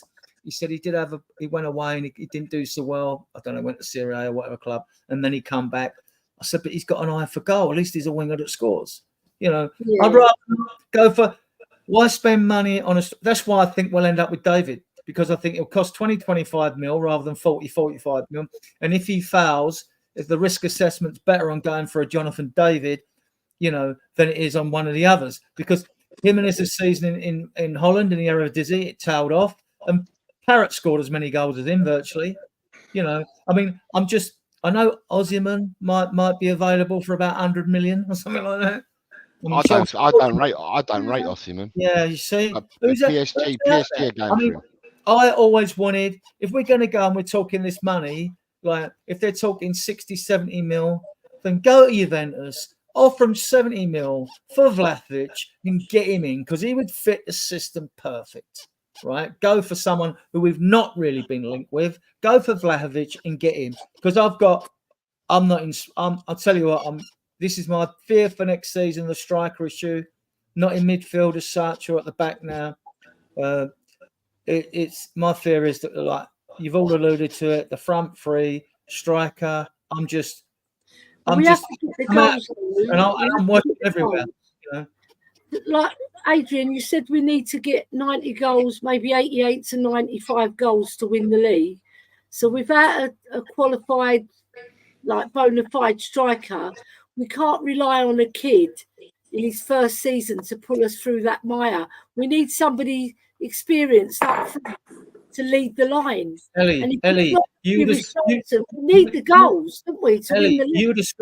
You would have scored 20 goals with the ones that Werner and Johnson have missed this season. 100%. In front of there, they were tap-ins. A lot of them were tap-ins and blasted over the bar from 3 yards out. I get your point, because the youngsters can tap the ball in. They can Have still. you seen Mikey Moore's composure in front of goal? Have you seen Santiago's composure in front of goal? This is what these players lack, composure. This is what Emerson Moore lacks. At another level, composure. At the higher level, that's the problem. Well, I think I came from 3 yards out. I suppose if they want to save money, they're going to give one of them the chance, or even one of them's chance to start and one on the bench. And from 3 yards out, though, missing chances. Yeah, you haven't got to be. You've just got to be composed. You haven't got to be great. I mean, Divine would put them in the net. Mikey Moore would put them in the net. Santiago. You have to have the physicality as well, right? They're young boys. Remember, they're not used to playing 38 games a season. Let's talk about physicality for a moment. Physicality is good when you're a wing back or playing wide, and you've got to have the energy and the stamina to get up the field. Physicality, being brushed off the ball, I get that, but. Players are so well protected by referees on the field now. It's not like the other day when a young kid come on and got booted into the stand or nothing like that. They should still be. And our kids, I mean, Bergvall and Archie Gray, they're 6'2", right? Divine, Ashley Phillips is 6'4". You know, these are even Mikey Moore is 5'9", right? Yeah, he's small and he's stocky. He's quick. Right? He's stocky. I'll give him that. He's not like a Gill who looks like two bits of string hanging out of his shorts. You know what I mean, and things like that. He's not like that type of player. I mean, I get the physicality, but I think there's a bit of a myth with physicality as well. No, but you have to be. See, against men, it's going to be different, right? Because they're going to have different physical players at the back to tackle, right? And they're experienced players, right? So it's not going to be easy for them. But if they could step up, yes, we're going to save money. But I still think we need that out and out qualified striker if we're going to be serious about challenging for the league title. Fine. We can't rely on a kid to pull us out of the mire. Remember, Ellie. Fine. Jose, who would you bring in? Now, let's go around all you. In that case, I mean, I've looked at these strikers. Who would you bring in? Out of all we've been linked with, who would you bring in? Jose? I don't. Well, see? No. For me, I've said all along, if it's real, then for me, it would be Ivan Toney. If it's real links, he's the only one at the moment out of all the ones that we're being linked with that is actually he's played Premiership, and he's done it in the Premiership. All the other players that we're being linked with haven't done it in the Premiership, and there's always this transitional period and stuff like that. So for me, it makes obvious sense that if you're going for someone that's done it before, then that would be the easier option.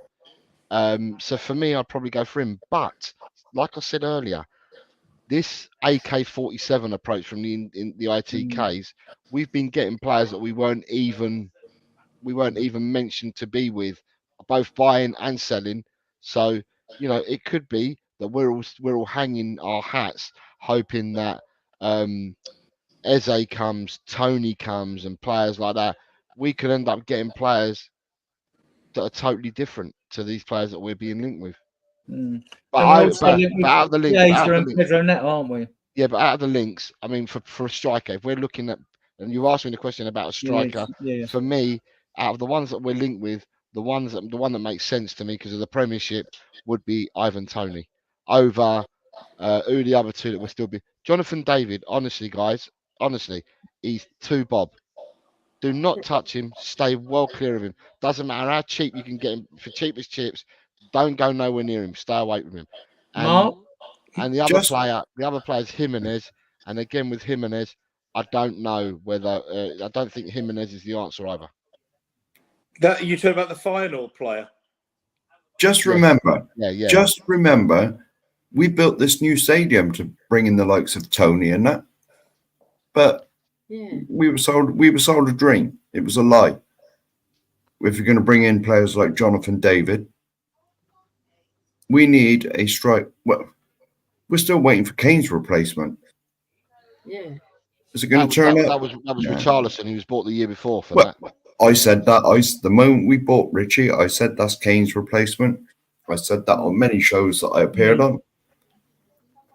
You know, it's personally, I'd get even Tony. Bring him in.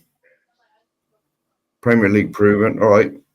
It's a bit of a risk because you don't know, but surely with the gambling stuff and that, he's been told, you do it again, we'll ban you forever. I don't think it's just the gambling.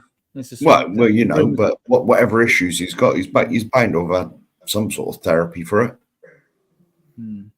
The rumours about his attitude. He doesn't press. He doesn't press either. So that might be an issue.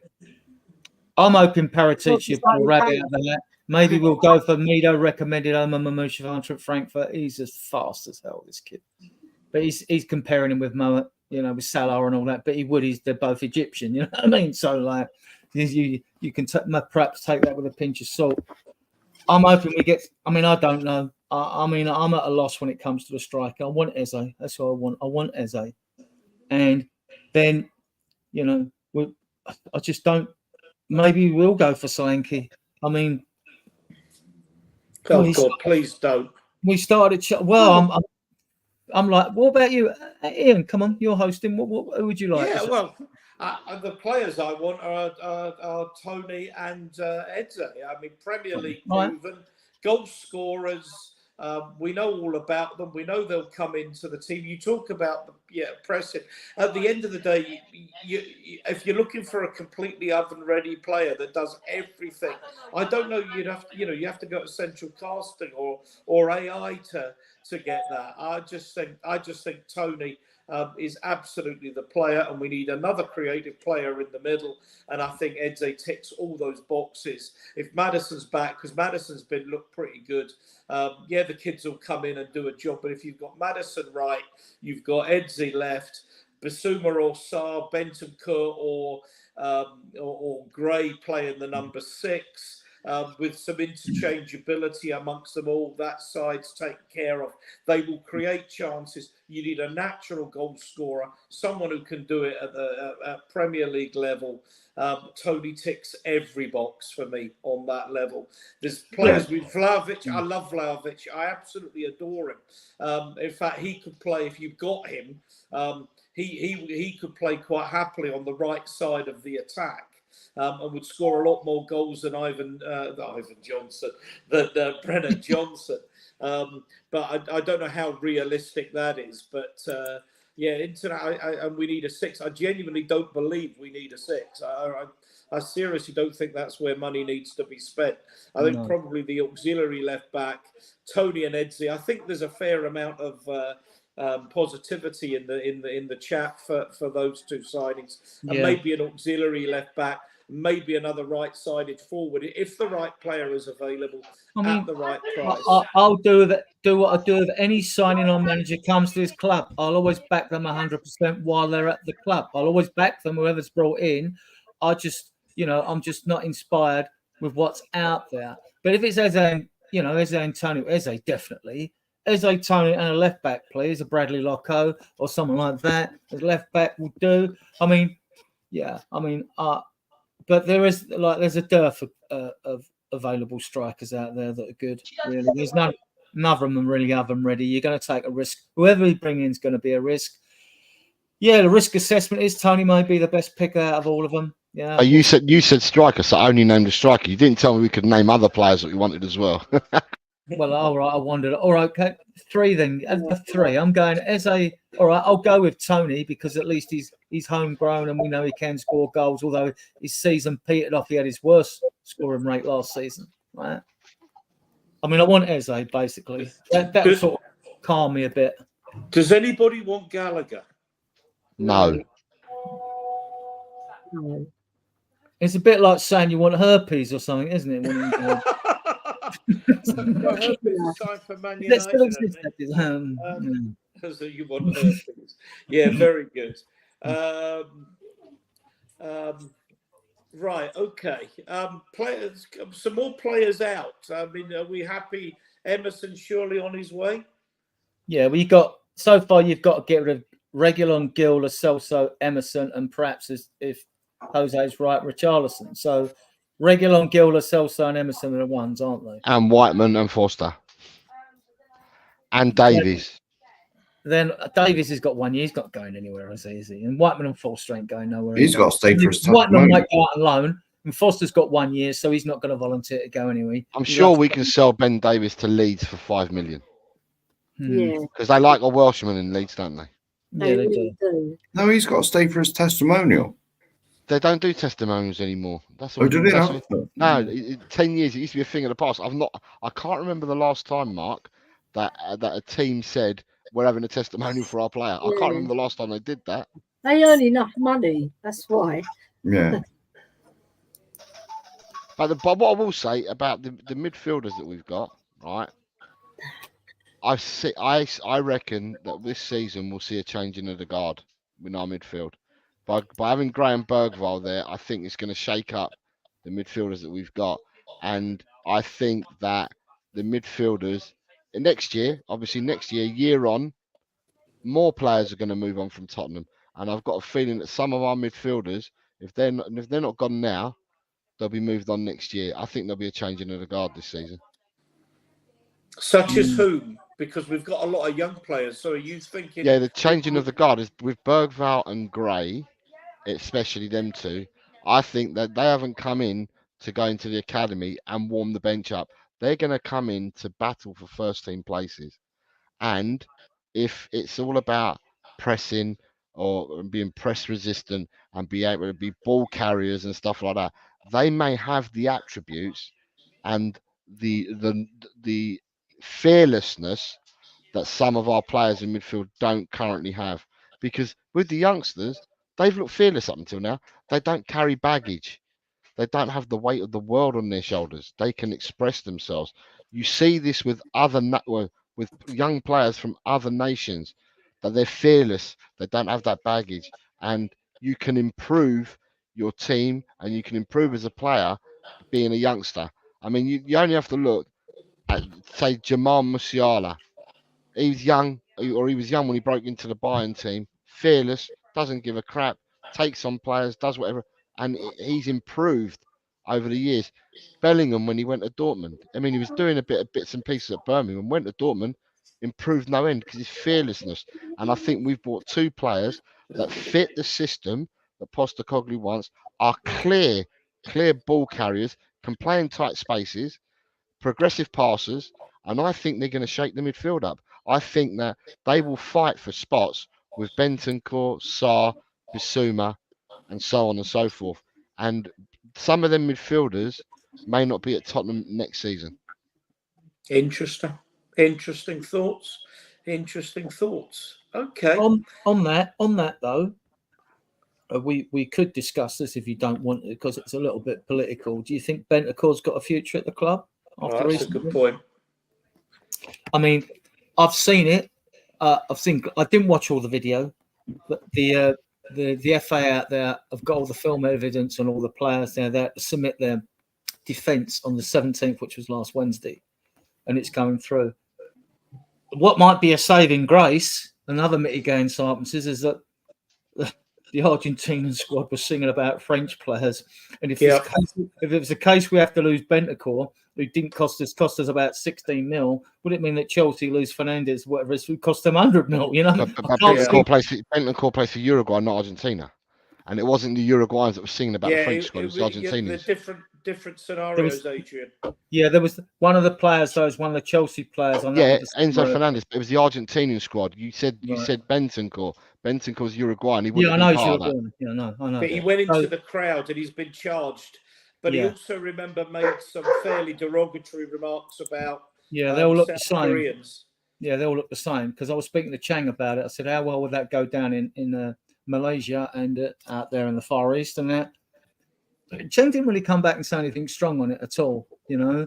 But you can imagine if Bentancur was going on a tour, he might face a protest. He may back here. You never know with groups. There's so many these groups out there nowadays. You don't know what might happen. No. But personally, I think they're going to get fined and face bans from their countries because their governing bodies have got to be seen to do something. The owners of a stadium should be fined as well because it wasn't policed correctly, because you're entitled to like due care and attention when you go on anyone's premises. You are in the UK. I don't know what it's like in America. Perhaps you're allowed to be shot. I don't know. So, yeah. So, yeah. I mean, like, so they're going to get done. They've got mitigating services. There aren't, but I don't think they. They've been charged by CONMEBOL. 11 of the players have been charged from Uruguay by CONMEBOL. All of them. And I thought, and I feared when it first happened, I feared for Bentancur and the others as well. Mainly Bentancur and Darwin Núñez. But what's become apparent, I think, is that any sanctions that they get will not be worldwide. It will just be for internationals only. So therefore, it won't be club. Now, if the club decides to take action, then that'll be down to Tottenham to do. Now, what I will say, and I'm not defending any of this by no way, shape, or form, right, is with the Lolo incident when he was talking. Now, I speak Spanish, and they speak Spanish in Uruguay and in Argentina, but they speak with a dialect, a bit of a twang type thing. So I was listening to the Bentancur stuff, and I could not make out that it was as bad as what people said it was. However, he did apologize for it. And now, when I heard the singing from Enzo Fernandez when he did the Argentinians, I didn't hear them referring to Angolans, Ivorians, or any Africans at all in their song. And I didn't pick up any of that in what I saw. However, as I said, they speak with a slightly different twang, but I didn't pick up any of that. Yet Enzo Fernandez has come out and apologized as well. So, you know, at the end of the day, I think with the Enzo Fernandez one, I think the club want to do something about it, Chelsea as well. They've already said that they want to get involved. We're coming up to 2 hours, so I want to move a couple of things in the chat I want to bring up. And then one last topic very briefly before we finish. No minutes for Santiago from Audio Artisan. Good evening, sir, by the way. What's the plan for him as he's one of the older ones? Adrian, do you want to pick that up? I want to see him play. I like the look of him. But Ange might not. I mean, this is the whole thing. I mean, he is one of the older ones. He's recently come out and said best day's work he ever done was come to Tottenham. He actually said that in a quote. Loves it at the club.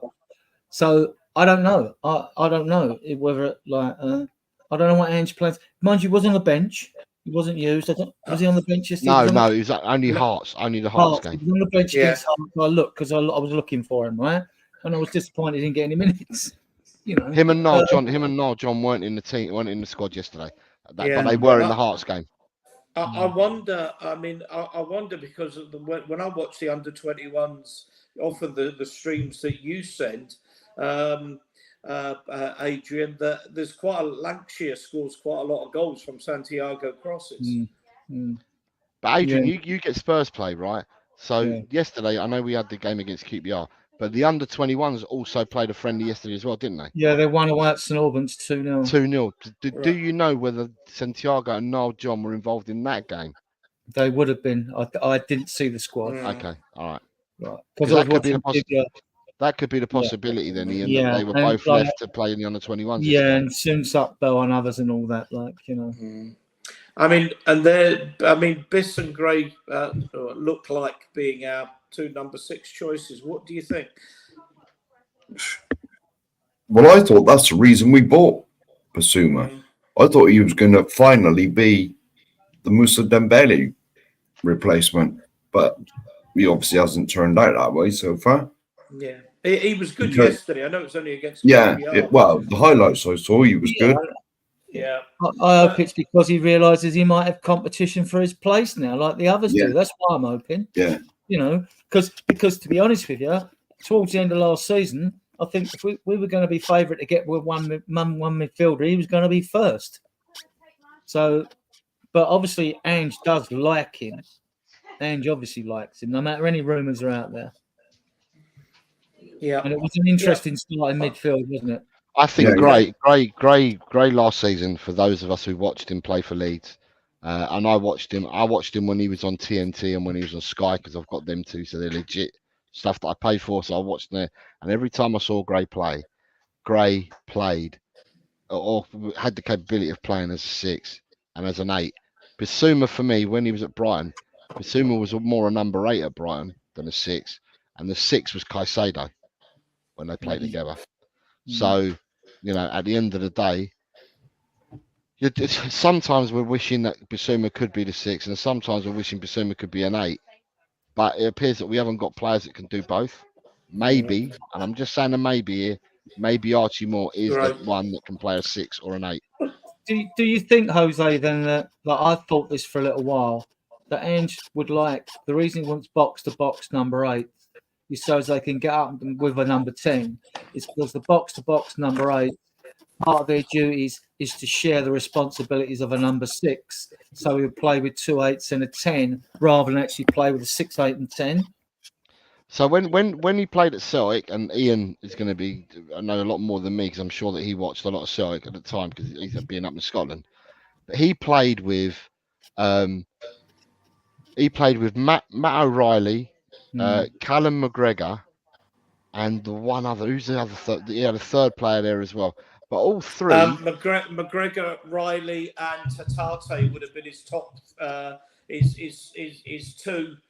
With his 3, but McGregor was very much the 6. Right, but yeah, okay, yeah, 8s and a 6. Right, yeah, but if you ask Postecoglou said, and I agree with you, on the eye, McGregor looked like he was a 6, but Postecoglou always said, no, I play with 3 8s. They're 3 8s, and they share the responsibility. But to me, it was always McGregor that was the anchor. Yes, absolutely, and you've got to have an anchor in that system. Yeah, and I thought we do get exposed. I thought McGregor was the anchor all day long, but Postecoglou would always turn around and say, no, I play with 3 8s, I don't play with a 6. Yeah. So it's interesting. Well, oh, here we go. The starting lineup that Ronnie's put up. It was Keelan McKnight, Ashcroft Roswell. Oh, sorry. Go back.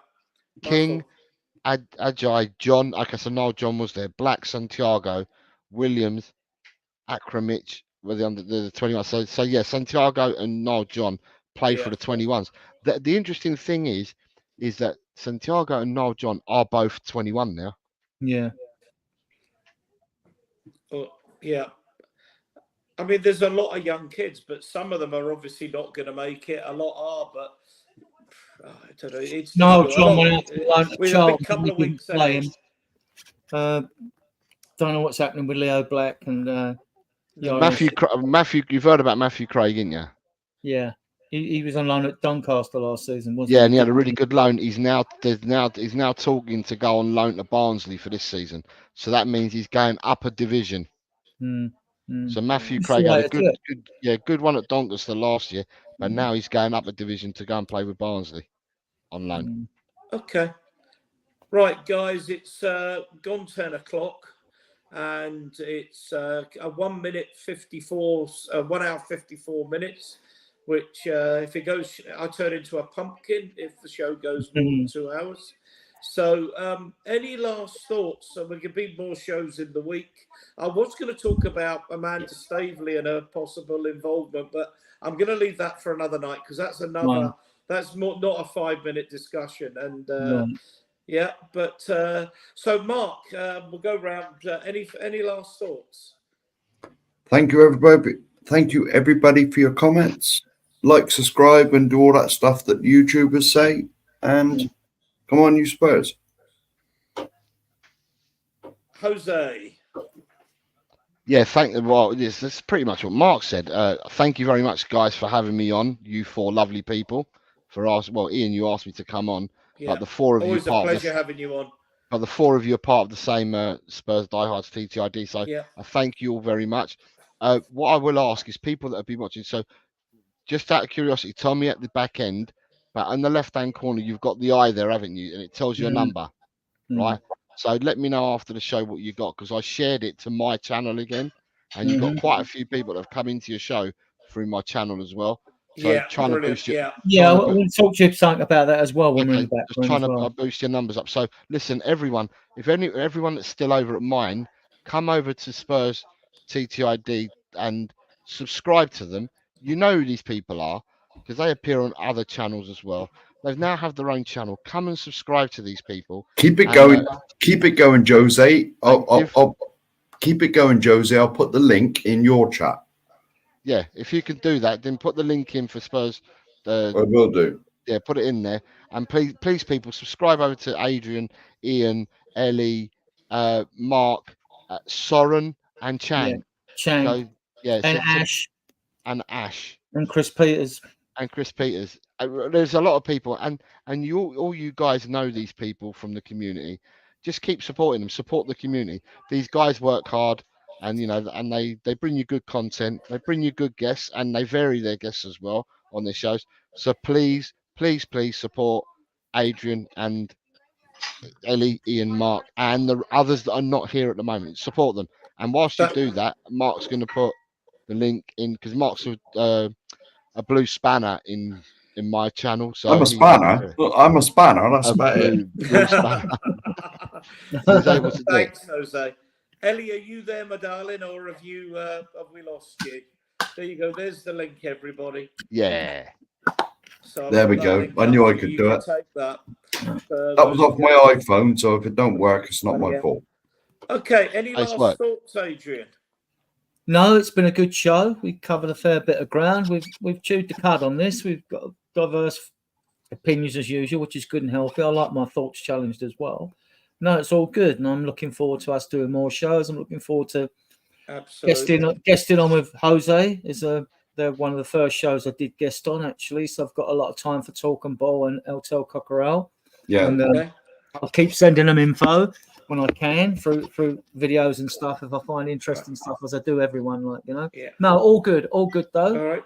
Good show. Thank you, Mark. Thank you, Ellie. Thank you, Jose. Thank you, Adrian, and thank you, a few of you tuning out. I can see, but so thank you, those of you that have watched the show, and for the comments that have been really interesting. Let's hope we get some signings in the next week or so, and we can start to have a look at how we're going to look at the end of the season. So, from all of us, come on, you Spurs! Come on, you Spurs!